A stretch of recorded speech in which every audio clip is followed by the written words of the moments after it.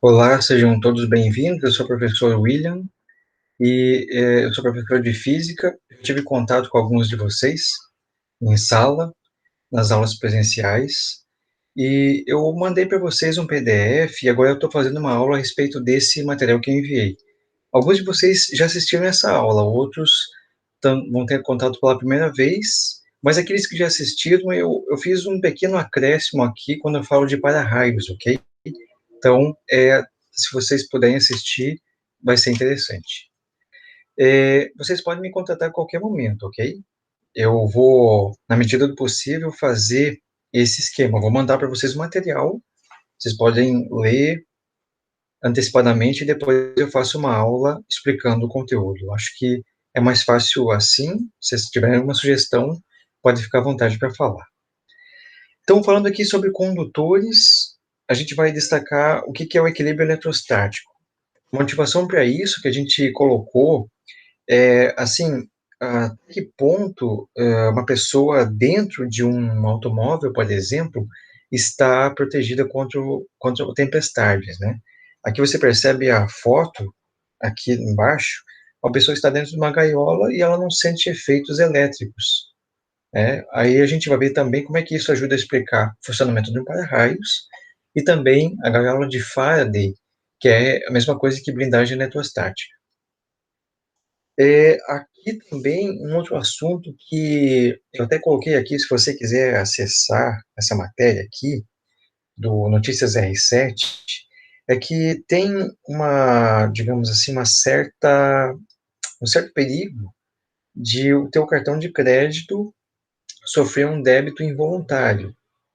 Então, a gente vai ver aqui como é que a gente poderia, usando princípios da eletrostática, proteger o teu cartão, né, por meio dessa blindagem eletrostática.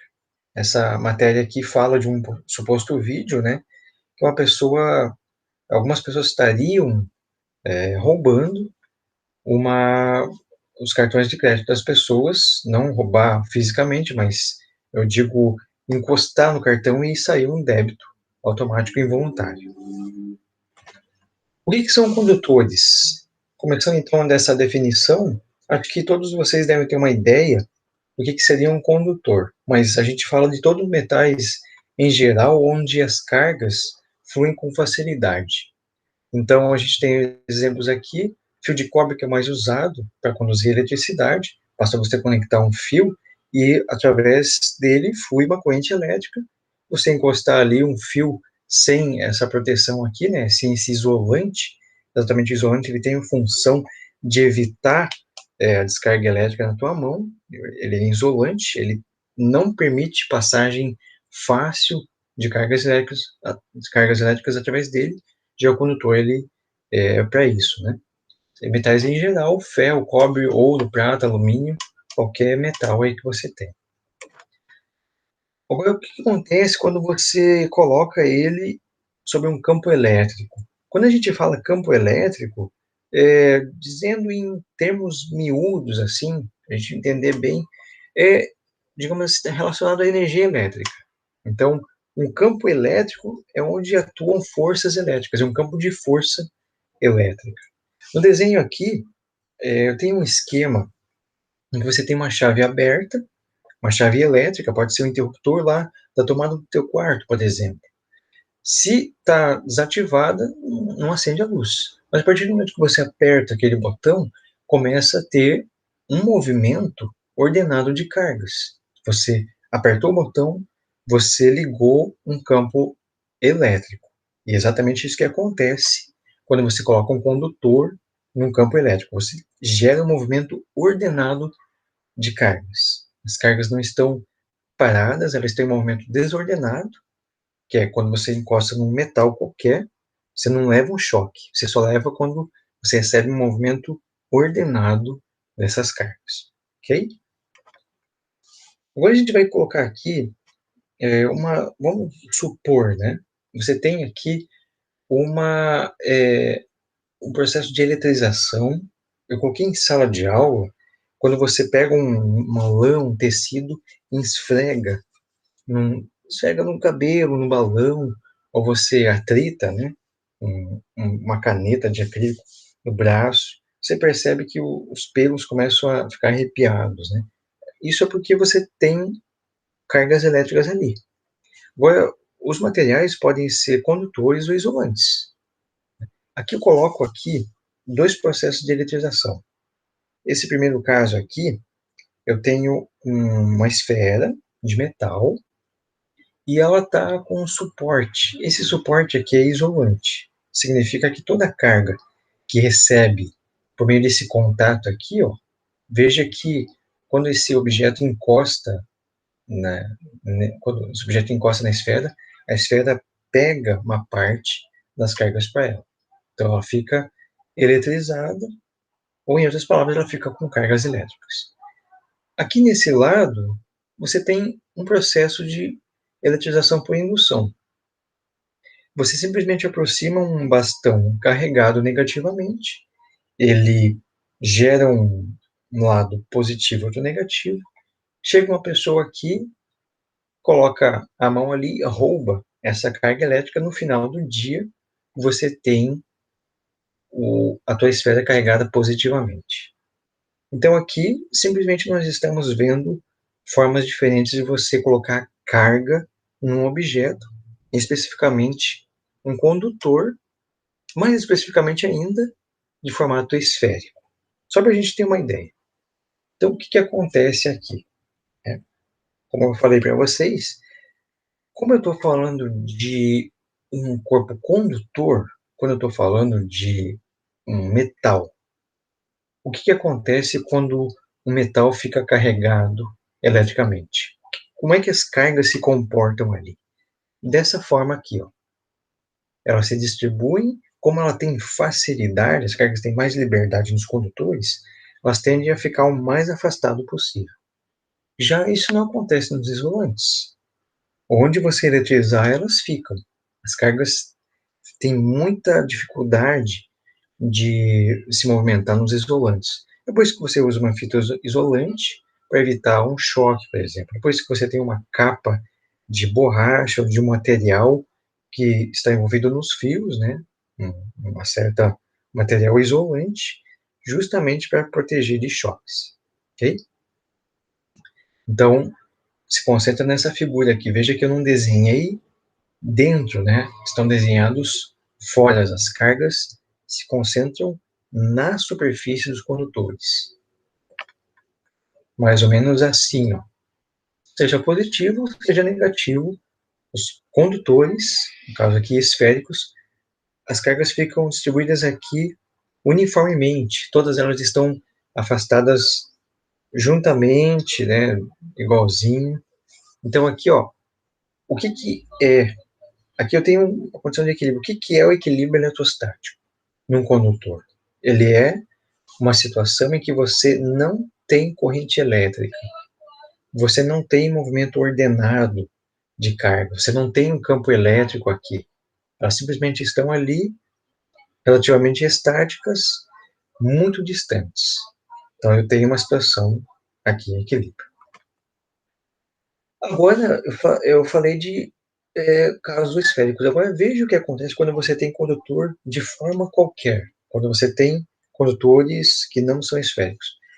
Você tem aqui nas pontas, a tendência das cargas é se concentrar mais onde há pontas. Então, esse fenômeno aqui de alta concentração de carga das pontas, chamado poder das pontas. E é esse fato que facilita, digamos assim, é o fato que possibilitou utilizar o para-raios, né? Se usa o para-raios exatamente para se evitar danos elétricos numa determinada região. Então, você veja que ele tem esse formato pontiagudo, justamente ele tem essa característica. O para-raio, ele atrai raio, é essa a função dele. Para deixar isso mais claro, coloquei essa figura aqui. No dia de tempestade, veja aqui que as nuvens, vamos supor aqui carregadas negativamente, elas atraem o positivo. Então, tudo que está, quando a nuvem negativa se aproxima do solo, tudo que está no solo uma pessoa, um carro, ele tem um acúmulo de carga positiva. É isso que acontece.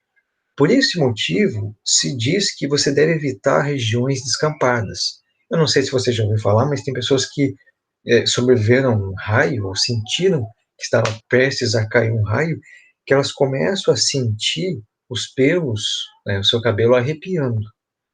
Justamente porque ela tem um acúmulo de carga. Perceba aqui, nessa pessoa aqui, ó, tudo que está em contato com o sol abaixo da nuvem tem um acúmulo de carga. E é justamente esse acúmulo, quando atinge um certo valor, a pessoa recebe uma descarga.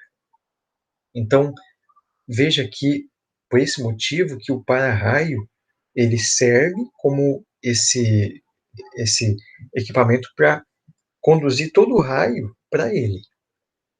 O raio ele tem essa tendência de, em vez de toda a região pegar, ser atingida por esse raio, o para-raio ele tem essa função, ele vai atrair para ele.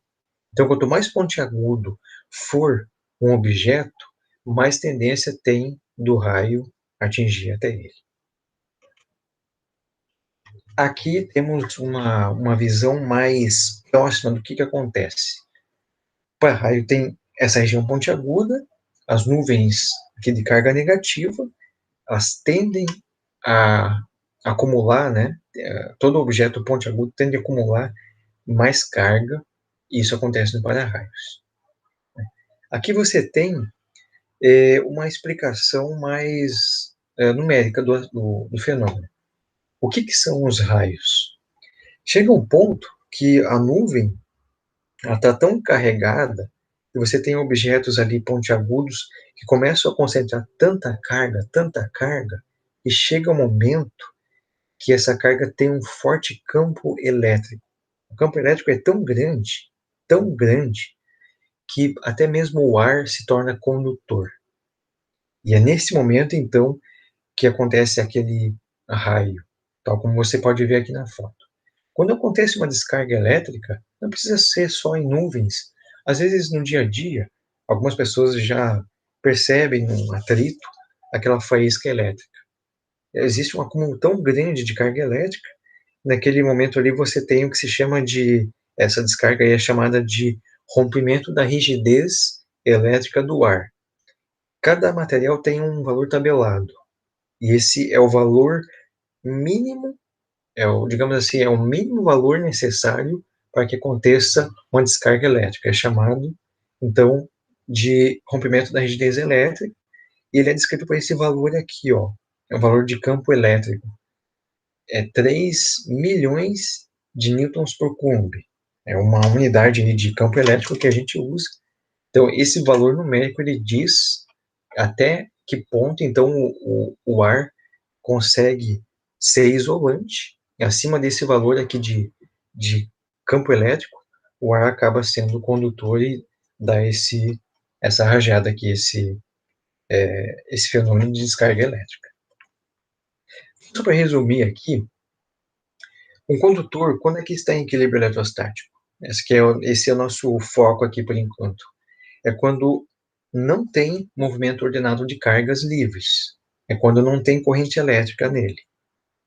Nessa situação, você percebe que toda carga tem uma tendência de se espalhar pela superfície do condutor e tem maior concentração nas regiões pontiagudas, né, onde menor raio de curvatura, efeito esse que o para-raio se aproveita, ok? Então, numa próxima aula eu vou explicar aí mais sobre o campo elétrico, o comportamento do campo elétrico de um condutor e do potencial elétrico dele, e depois a gente vai entrar nessa questão aí sobre a blindagem eletrostática, ok? Então, só para reforçar, vocês podem me contatar a qualquer momento, seja aí por WhatsApp, né? E futuramente a gente vai estar fazendo alguns exercícios, e eu vou gravar essas aulas para poder explicar e fazer aulas de exercícios, ok? Então, até a próxima.